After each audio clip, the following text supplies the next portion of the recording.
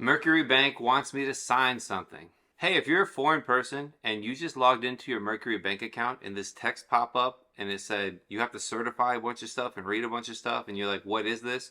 You're not alone. I've had so many clients reach out to me this week and they said, James, Mercury Bank is asking me to certify that I'm a US person. Can I sign this? What does this mean? I'm going to answer it in this video. I'm going to tell you exactly what this means, what you should do, what you shouldn't do. I know there's a lot of confusion because it's confusing. I just talked to a representative at Relay Financial and told them about it, and they were still confused a little bit because it's technically a tax issue, but it can be avoided. So it's really interesting. So if you're a foreign person and you have an LLC and you open a Mercury account, over this last week, they've been making everyone sign a W-9. Like it doesn't say W-9 on the form, but what they're making you sign is effectively a W-9. And I have a screenshot up here from a client. They're going to show you the commercial debit card agreement, the commercial deposit account agreement, the commercial savings account agreement, and they have all the agreements. And this is the terms and conditions. And then you have to certify under penalties of perjury, which is not to be taken lightly, that the taxpayer identification number you provided or social security number is correct. You're not subject to backup withholding because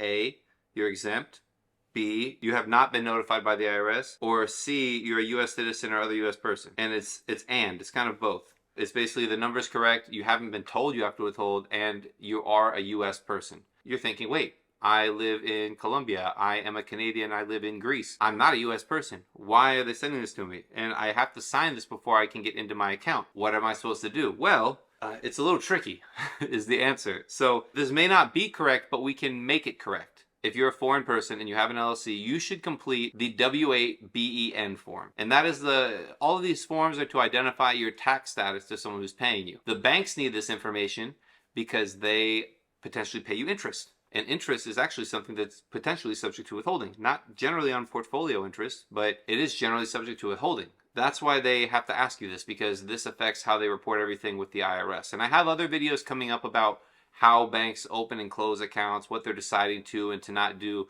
And those videos are coming up in the next weeks. I'm interviewing someone at some banks, so subscribe and stay tuned to that.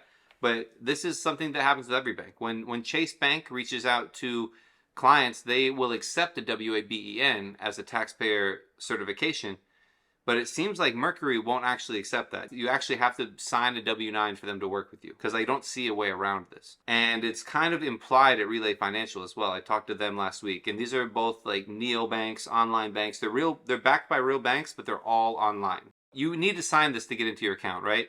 So if you are a single member LLC, what we need to do is add a member to your LLC, because a multi-member LLC technically is a U.S. person and it is not subject to withholding. So if you have one owner to your LLC or two owners, it makes a difference with how you file and pay your taxes. A multi-member LLC would file a return, include all the income, and this company would potentially withhold taxes as they are attributable to the partners. So the withholdings wouldn't happen at the bank level, they'd happen at the partnership level. That is how we can say the multi-member LLC is a U.S. person. There's other actual proofs for it, but we're not going to get into that. Now the next question is, how do you turn from a single member LLC to a multi-member LLC? Well, the short answer is to have more than one owner. But there's a couple different steps to that, because you can't just say, okay, I did it, and write a piece of paper. There's an assignment of interest. You need to assign at least one membership share of your interest. And I don't know how you opened your company or how you did it. If you paid $200, you probably have $200 worth of legal documents. You know, if you have a big business and you're doing it all yourself, it might make sense to get it reviewed by an attorney or, you know, someone who does this. Assignment of interest. That means you're going to give at least one share to someone else, or 1% of membership interest. And to do that, you have to assign the interest. And it can be to your uncle, to your cousin, to a company, to anyone. But as long as there's more than one member, two members, that's fine. So an assignment of interest. Probably update your operating agreement. For the IRS, I would recommend filing a Form 8832. And you can, it's kind of complicated, but on the second page, you elect to be taxed as a partnership. And while it's not really necessary, it will inform the IRS that you now have a multi-member LLC. And then going forward, you are going to be a partnership and file Form 1065 every year. It doesn't mean you're going to pay taxes. The actual operations of your business doesn't have to change. The tax forms you file changes. If you're a Canadian living in Dubai and you do services, you're not going to start paying taxes because you added another Canadian from Dubai as a member, or a foreign company as a member of one share of interest. So that wouldn't make you be subject to tax. So the situation of where you pay tax shouldn't change, but some of the compliance stuff will change. And that, my friends, is how you legally can sign this document that Mercury Bank put in front of you. And you probably already signed it. You already went into your account. You stopped thinking about it. But I encourage you to consider adding a member and actually being legit and having a W-9 that you can give to people. And I have a video on how to complete Form W-9. It's very simple. Hopefully it's linked here. I also have a video how to complete W-8 Ben E, which isn't wrong and it shouldn't subject you to withholding taxes, but sometimes uninformed American companies will withhold taxes anyways just because they don't know what they're doing and they think you should pay taxes.